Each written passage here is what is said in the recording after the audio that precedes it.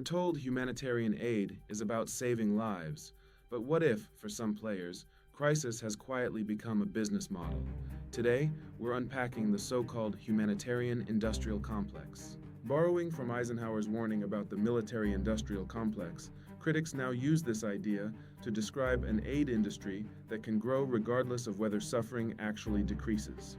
The humanitarian system is a web of governments, UN agencies, global NGOs, contractors, consultants, and think tanks linked by money, data, and political interests. On paper, money flows from taxpayers and private donors to agencies to NGOs to people in need.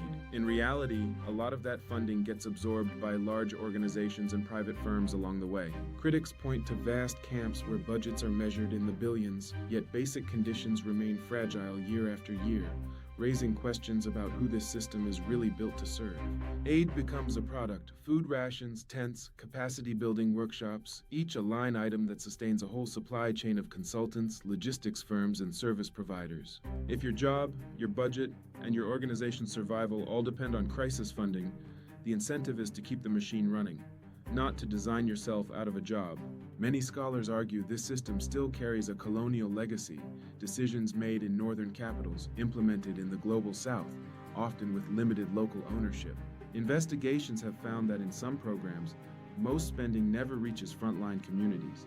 High salaries, travel, conferences, and headquarters overheads can consume enormous shares of the pot.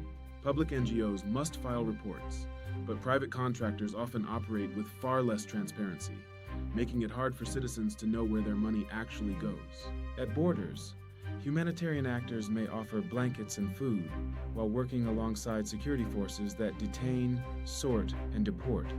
Care and control can become two sides of the same system. Local activists warn that large international NGOs can unintentionally hollow out local capacity, hiring away the best people and centralizing power in foreign headquarters. While small community groups operate on shoestring budgets, international organizations can command multi-million-dollar grants, global branding, and prime seats at donor conferences. None of this means aid is bad or that frontline workers aren't committed. It means the structure around them can turn urgent need into a predictable marketplace for contracts and careers. For taxpayers, donors, and especially people living through crises, the stakes are huge. Inefficient or politicized aid can deepen mistrust and leave root causes untouched. Reformers push for localization, shifting power and funding toward frontline groups who understand their own communities and don't disappear when the headlines move on. As a viewer, you can start by asking 3 questions of any aid effort. How transparent is it? Who actually leads it? And is there a real exit strategy or just endless projects? The Humanitarian Industrial Complex isn't a conspiracy. It's a set of incentives and structures. Understanding it is the first step toward making aid more just and less about the industry than the people. If you'd like more deep dives into how power, money, and global systems really work, hit like, subscribe, and share this with someone who still thinks aid is always apolitical. Thanks for watching.